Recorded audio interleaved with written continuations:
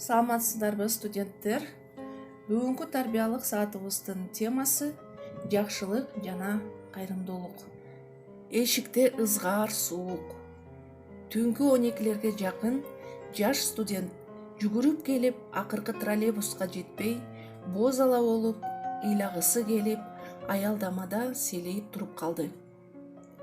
Бирин серин көп кабаттуу үйлөрдүн четинде жайгашкан окуу жайынан кеч чыккан эле. Студент мындай окуяга биринчи ирет кабылды.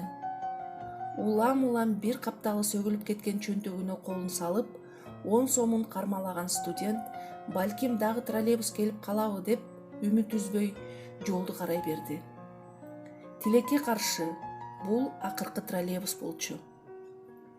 Ызгаар аяздын шамалын жана боройлоп жааган аппак кар, жол боюнда тизилген асма чырактарды өчү бардай сабап жаткансып чаба жаап жатты. Айлана чөйрө түнөрүп тынчтыкка бөлөнүп баратты. Аялдаманы караан туткан студент ары бери басып жолду дале үмүттүү карайт. Андан да аялдаманын артында турган көп кабаттуу үйдү улам кадала тиктеп, калчылдап титиреп турду. Кыялында кандай гана бактылуу адамдар ушундай жылуу үйдө жашашат деп шыпшынып алды.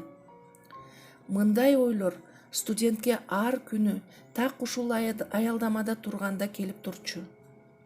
Студент канча саат турганын билген жок. Бирок титиреп үшүп калганда көп кабаттуу үйдүн бирин серин өчөйлүк жарыгын көрүп коркуп кетти. Жок дегенде баары уктап кала электе подъездге кирип таң атырсам деген үмүтү бар эле. Көп кабаттуу үйдүн боорундагы Ленина 1 деген бадырайган жазууну күндө окуй берип жаттап алган. Так ошол жазуу турган үйдүн биринчи кабаттагы четки терезесинин өчөйлүк жарыгын көздөй басты. Студент жарык турган, темир желе менен капталган терезеге асылып чыгып, эрсиз такылдатты. «Ким бул?» деген аялдын үнү өктөм чыкты. «Эже, мен троллейбустар токтоп калып, аябай үшүп калдым. Колу бутумда тоңуп баратат. Подъездге кирип турайынчы? Ачып коесузбу?» деген студенттин үнү жалооруду. Орто жаштагы аял өзүнүн чет мамлекетте жашаган баласын элестетип, чуркап чыкты. Студентти подъездге эмес, түз эле үйүнө алып кирди. «О, Кудай, тоңуп калыпсың го?» деди эне. «Курсагыңды ачкандыр?» деди күпөлөктөп. Студент уялып, «Бир стакан ысык суу болсо эле», деди.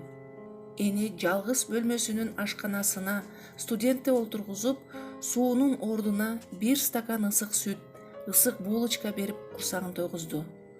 Уулунун бүктөмө керебетин алып чыгып, төшөк салып бергиче студент көшөлүп, үстөл үстүндө уктап калыптыр. Таң агарып, саат жебеси эртең мененки 8ден өтүп калган эле. Кийимчен бүктөмө керебетте таттуу уктап калган студент көзүн ачса, бөлмө тыптынч, үстөлдө сүт толтурулган стакан, үстүндө булочкасы менен, жанында алакандай барак калем сабы менен жатат. Тура калып, жалгыз катка үңүлдү. «Балам, мен адаттагыдай короодомун. Кар күрөп, короону тазалап жүрөм. Ойгонсоң, жаңы сүттү ичип ал да, анан бар сабагыңа», деп жазылыптыр. Студент сүттү ичип алып, сабагына шашып жөнөдү. Чыгып баратып, кайра кайрылды да: «Эне, стакан сүттү эч качан унутпайм», деп жазып койду.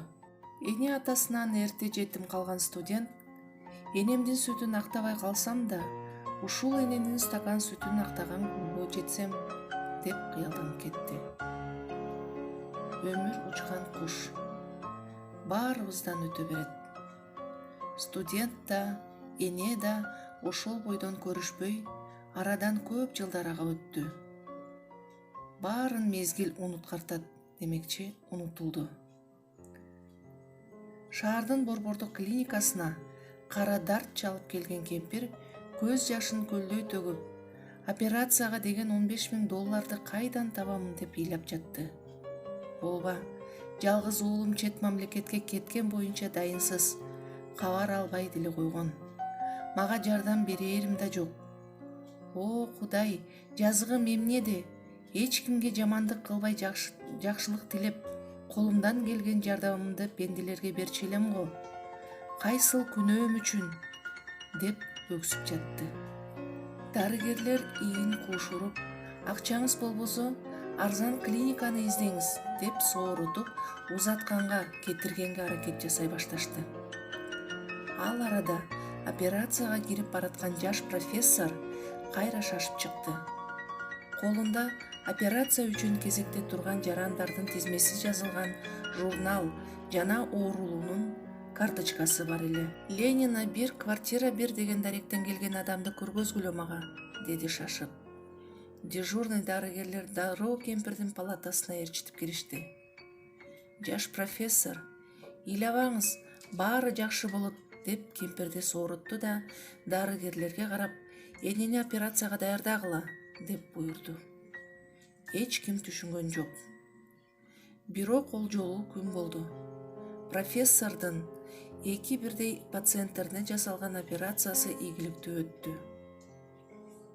Күндөр кубалашып өтүп жатты. Кемпир операциядан кийин тез эле сакайып бутуна турду.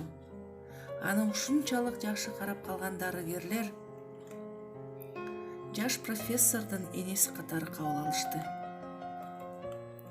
Ал эми кемпир сакайып чыккыча түшүнбөй, чыгып баратып батасын, алкышын айтып жатып, дагы бир ирет дарыгерлерден сурады.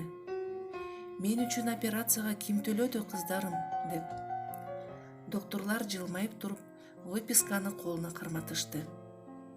Анын четинде бадырайып калем менен жазылган кол жазма турду. Акыңыз стакан сүт менен ичак төлөнгөн эне. Эч качан оорубаңыз. Урматым менен студент уулуңуз, деп жазып, жаш профессордун колу коюлган эле. Эне кубанычтан ыйлап жатты.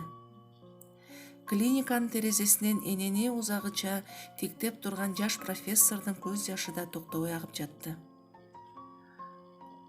Маңдай териң менен тапкан, же мээнетиң менен чын жүрөктөн жасаган кайрымдуулугуң жараткандан 1000 эселеп кайтарылат.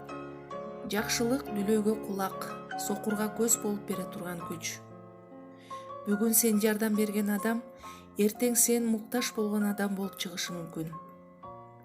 Сиз жардам колун сунсаңыз, ойлобогон жактан башка бирөө да сизге жардам берет.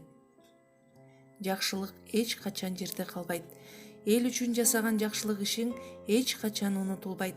Тескерисинче, келечекте анын пайдасын, акыретте болсо үзүрүн көрөсүң. Маңдай териң менен тапкан, же мээнетиң менен чын жүрөктөн жасаган кайрымдуулугуң жараткандан 1000 эселеп кайтарылат. Колуңдан келсе аянба, жардамың тийсен адамга, ушул бойдон калам деп азыркыңа таянба.